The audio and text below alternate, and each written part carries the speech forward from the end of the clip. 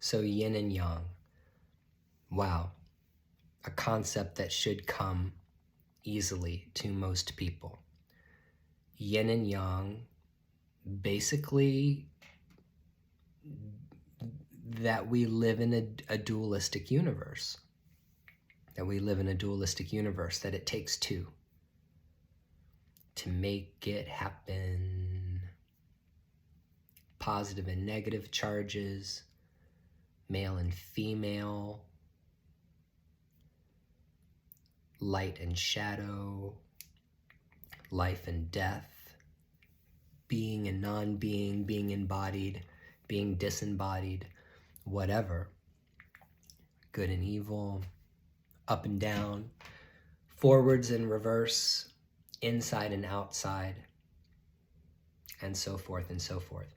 Very, fundamental to understanding the thought processes when thinking about Taoism and also thinking about the lazy monkey yoga style. There are two forms of the lazy monkey yoga style. There is the yin, the receptive and passive practice, and there's the yang practice that's more invigorating, more vigorous, takes a lot more effort. When we're practicing the yin style of lazy monkey yoga, we're allowing ourselves to receive. We're allowing ourselves to be nurtured by the earth, okay? And by the chi that's around us that we're gathering to ourselves, and also nurturing our body. We start in a seated position. And in that seated position, that's when we close our eyes, take a nice deep breath, allow our entire center of gravity to drop down into the earth. We relax.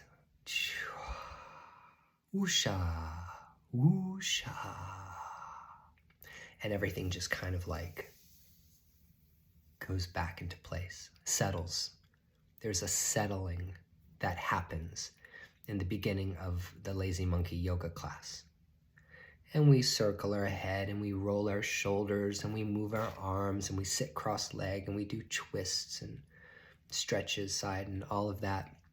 And as you'll see that, if you wanted to break down the lazy monkey yoga practice into 4 parts, you would probably get, about 10 to 15 minutes worth of seated postures to begin. Then we move to lunges and twists, laying on our abdomen, laying on our back, doing some standing postures depending on whether or not you want to go through a round of sun salutations, gentle sun salutations, you can. But pretty much the lazy monkey yoga style class always begins seated and ends seated, because we come back to a seated position at the very end of class to check back in with the body, do a body scan and see what has changed. How is my energy now as opposed to how it was when I first sat down? What transformation has my body gone through? Most of the time, it should have gone from a very yang state to a yin state. That means everything has become more relaxed, more passive, more refreshed and nourished. You should feel like you've gotten a gentle massage after you finish doing the lazy monkey class. It should be very gentle on the body. Then, it's good to come in and do a more invigorating practice when you're a little tired. When you're feeling like your energy is starting to drag, that's when you need to rev it up. That's when you need to say, okay, no. We're going to move from this passive place and we're going to make this more active. We're going to generate chi, vitality and energy. And then you might go into a much more vigorous practice, and we will get to the vigorous style of lazy monkey. You will not see me practicing the vigorous or teaching vigorous lazy monkey yoga online. That's because it requires a very specific technique and has to be practiced a very particular way to find success. And it's very difficult to help people find and achieve success through making tutorial videos about it. But the world and its opposites. I really hope that you took the time to read What is Tao. You should have read it by now, because the concepts that are in this book, What is Tao, is the principles that are used when we're talking about the lazy monkey style. So yin and yang, we constantly cycle between a passive state and an energetic state, more active state. We experience that emotionally, we experience it mentally, and we experience it physically. And the more aware you are of the changes, those changes, the more you embrace and accept things that they, it's like being bipolar manic depressive. I've been bipolar manic depressive for a very long time. When I was a child, I needed medication. My parents didn't give me medication for it. I suffered for a long time before I was actually able to get medical treatment and medication to help treat that bipolar disorder, those massive mood swings that are, throw you from depression to mania. It's a cycle. It's a horrible cycle. Ugh. It's terrible when you're untreated. You're suffering. And then I was able to get medication that helped bring me into balance.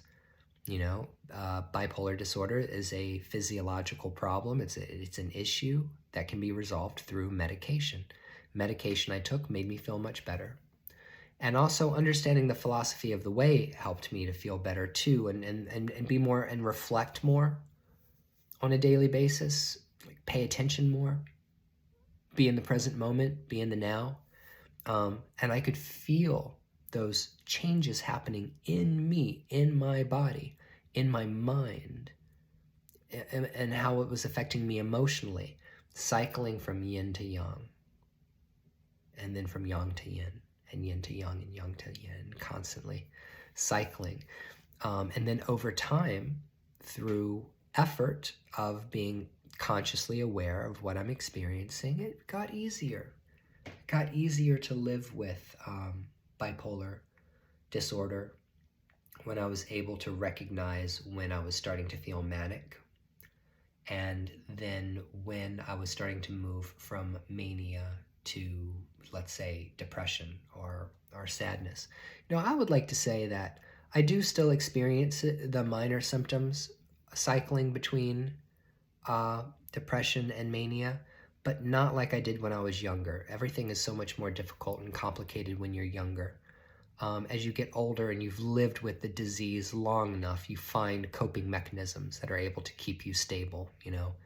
Yoga and meditation and spirituality and burning incense and playing soft music is a tool that I use to keep myself balanced.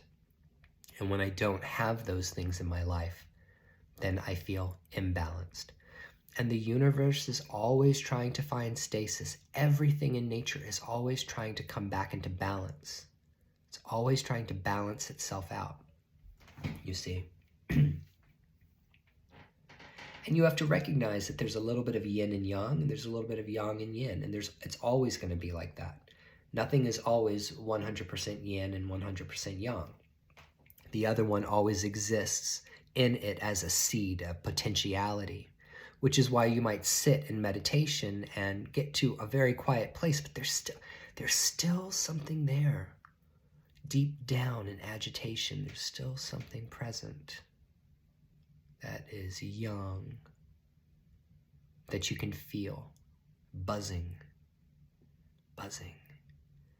So, this is how we practice. We practice yin and yang forms of lazy monkey yoga, and we use the philosophy of Taoism to pay attention to the cycles, our own body, mind, emotional cycles, changes, recognizing the changes that are going on in our body and our mind and our spirit. And by paying attention to these cycles, we gain a better understanding of ourselves and a better understanding of the universe